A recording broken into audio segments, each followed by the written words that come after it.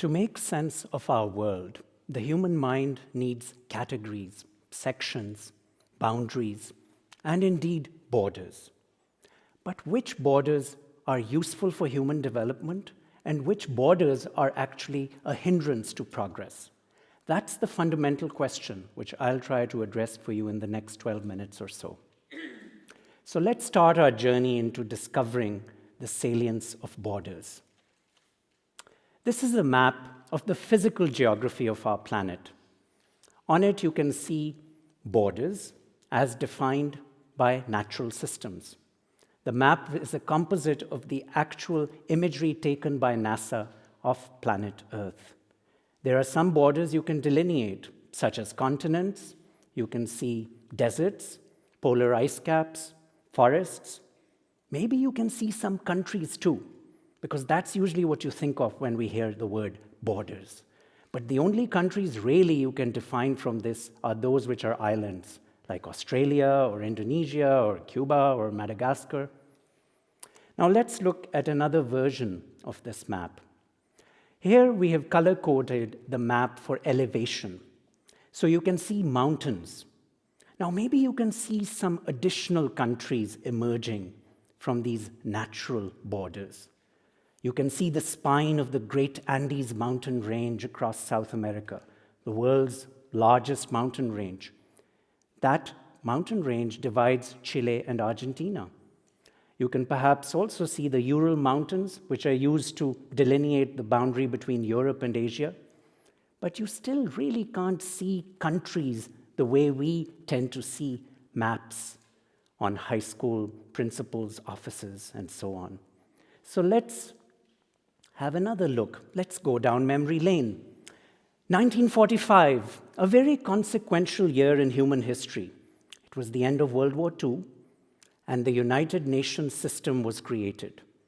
It's the United Nations which gives us our sense of country borders. Now, in 1945, the blue countries on this map designate the founding members of the UN. But you have some other colors on the map. These are countries which joined later. Most significantly, Africa is largely colored in brown because at the time, most of Africa was under colonial rule, which means that there were no countries there per se. Currently, Africa is the continent with the greatest number of countries, and also, therefore, the most complex array of borders.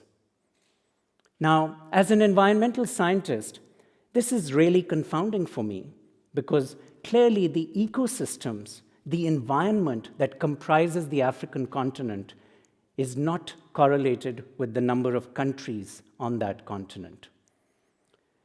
So this is the map we're used to, the map in the principal's office, the map in libraries. It's a geopolitical map of our planet. 193 countries which are officially members of the United Nations. I've had the good fortune of adventuring through 145 of these countries, mostly for research, but occasionally also traveling through with my students on teaching expeditions, such as this one, which we undertook in the former Yugoslavia, in the Balkans, with a nonprofit called International Peace Parks Expeditions.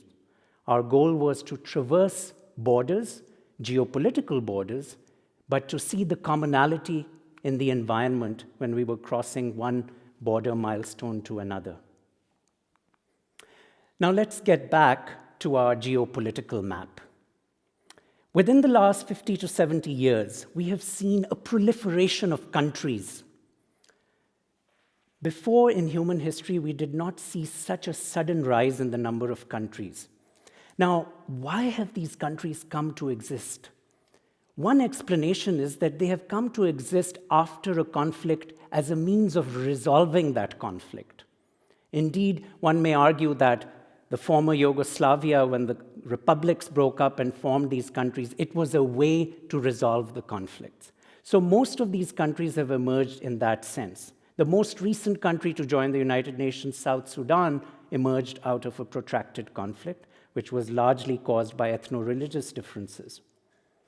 Occasionally, you may find cases where countries have emerged peacefully, such as the Czech Republic and Slovakia, which emerged after the Velvet Revolution when the former Czechoslovakia broke up. Now, you have also a very intriguing phenomenon at play in this geopolitical map. On the one hand, you have this proliferation of countries, but on the other hand, you also have this drive towards unification. We have the European Union. We have the African Union. So what is going on? On the one hand, you have this drive towards unification, and on the other hand, you have a proliferation of countries. Borders are being transcended, but borders are also being erected. There's another explanation too, which is often provided around how borders are being transcended through technology. We often hear about how the internet and the technological revolution, the fourth industrial revolution, has revolutionized the way in which people do not necessarily need to worry about borders. We often hear also about great infrastructure projects, such as China's Belt and Road Initiative. But the reality remains that hard borders, national borders, they drive much of the world's decision-making. Ironically, it is the technology rebels like William Snowden and Julian Assange until recently who have themselves been protected by hard national borders, even though they are claiming this transcendence of borders from their technologies. So we are living in a very bewildering world in terms of how borders are understood and negotiated. And in this midst, the environment is but a sideshow. Sadly, that physical geography with which we started this story remains in the background. It's deemed an issue of low politics by the people who have power. Now, as someone who is concerned about borders, I'm also interested in seeing how disputes on borders can be better resolved. This is a map which was prepared by the CIA to show you the number of disputes along country borders. Remarkably, even though countries have been constituted to resolve disputes, this map shows us that 80% of the world's countries are still involved in border disputes. Now, this is where my own personal story comes in and is very salient too. The color gradation on the map shows you the intensity of conflict along borders. I come originally from Pakistan. It's one of the countries which has the high intensity there on the map. It's a country which has been in the headlines, sadly, for conflict. For more than 75 years, Pakistan has been embroiled in a border dispute with its neighbor, India. And in this midst, people have suffered, but also the environment has suffered. So one of my goals in my research has been to see how I can use my knowledge of environmental science, of ecology, environmental planning, to help resolve a border dispute between India and Pakistan. And that's the case I'm going to share with you here. You've got a map of Pakistan there. You've got the Indus River that transects the country. The Indus River is one of the great rivers of the world. It's the river that gives India its name, but it flows largely through Pakistan. Now, the river Indus exits into the Arabian Sea in a magnificent delta. And this delta is speckled with numerous streams, as is often the case with deltas.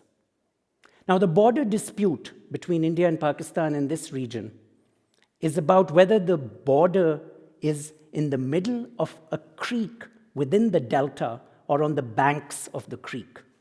Now, as an environmental scientist, I would submit to you that deltas and wetland systems are highly dynamic.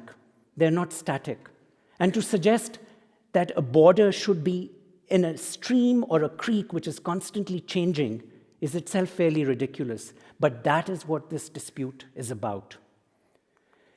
Now, if we were to consider this matter ecologically, from an environmental perspective, we would realize we are looking at the same ecosystem.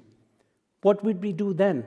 Well, we could resolve this matter in a pragmatic way without even relinquishing sovereignty, without even demilitarizing the area, but just thinking as an environmental planner, what could you do? Well, you could create a conservation zone between both countries, because this is an area of special ecological importance.